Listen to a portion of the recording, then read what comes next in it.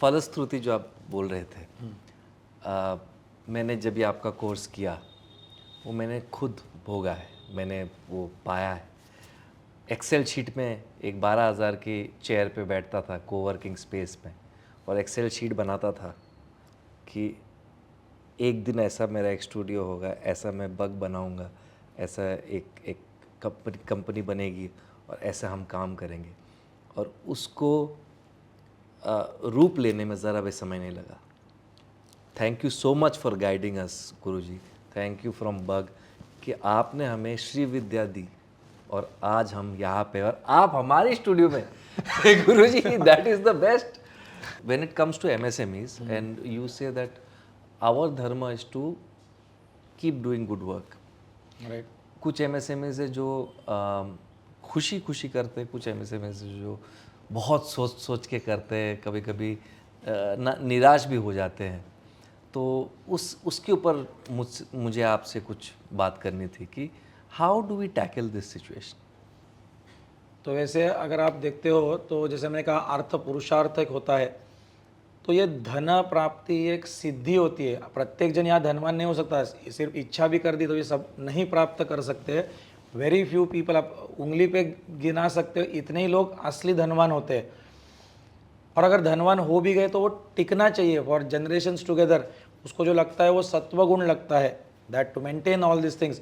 तो अपना अगर भगवत गीता आप देखते हो, भगवत गीता में 10वां अध्याय 41वां श्लोक, चैप्टर 10 वर्स 41 में, जहाँ 10वें अध्याय में पूरे विभूतियाँ मतलब जो स्पेशल विशेष लोग कौन होते हैं, तो भगवान खुद कहते हैं कि जो भी विभूति युक्त, विभूति मतलब भूति मतलब विशेष भूति मतलब सेलिब्रिटी जैसा, जो भी विभूति युक्त अर्थात ऐश्वर्य युक्त, पहले ही कहते हैं कांति युक्त और शक्ति युक्त वस्तु है, उसको तू मेरे तेज के अंश की ही अभिव्यक्ति जान।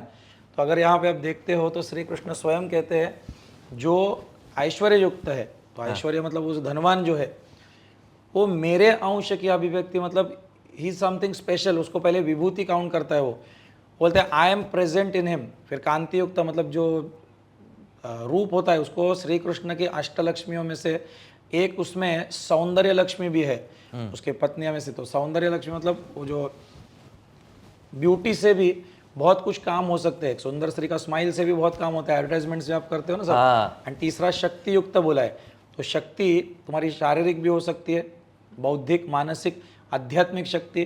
तो वैसे ही वो धन की भी होती है। तो ऐश्वर्य युक्त जो होता है तो धनवान आदमी विभूति कहलाता है एंड वो समाज का बहुत कुछ कार्य कर सकता है।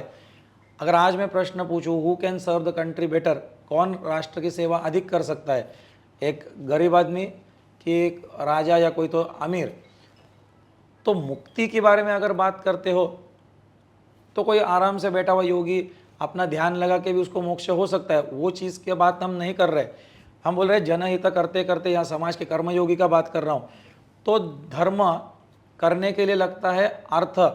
तो एक जन है जो सिर्फ 10 लोगों को शायद कुछ खाना खिला रहा है, वड़ा पाव दे रहा है या कुछ तो कर रहा है, ये भी एक सेवा है। एंड दूसरा एक है जो धनवान है जो आपके लिए पूरी मेट्रो लाइन डाल के देता है, अंडरग्राउंड ट्रेन करता है, कोई ब्रिज, फ्लाईओवर्स ये सब करवाता है। तो दो में से मैंने कहा कि मुक्ति का या अपने खुशी का उसका बात नहीं कर रहा हूँ, समाज के एंगल से ज़्यादा सेवा, ज़्यादा हित, विभूति कौन बनेगा? मेरे ख्याल से वही जो बड़ी सेवा कर सकता है। तो बड़ी सेवा तब कर पाया जब उसके पास बड़ा धन आया था। तो ये आपका जो पहला सवाल है कि हमारे पास पैसा ही नहीं है या कैसे आना चाहिए, तो वो बोलते हैं पहले विभूति बनने वाली सोच तो रख, तो try to have a legendary mentality. एक होता है लोकप्रिय व्यक्ति, पॉपुलर, और दूसरा होता है कीर्तिवान, लेजेंडरी। तो ये विभूति वाला अगर आपने सोच रखी तो उसके पीछे तो कृष्ण बोलते हैं मैं स्वयं उसके द्वारा काम करता हूँ, मेरा अंश है। तो आपके लिए उसको एक गुरु होना भी आवश्यक होगा, आपके पास कोई धर्म का सीख उसके साथ चाहिए। When you start working on those lines, ये राष्ट्र के सारे बड़े बड़े कार्य आपसे होंगे।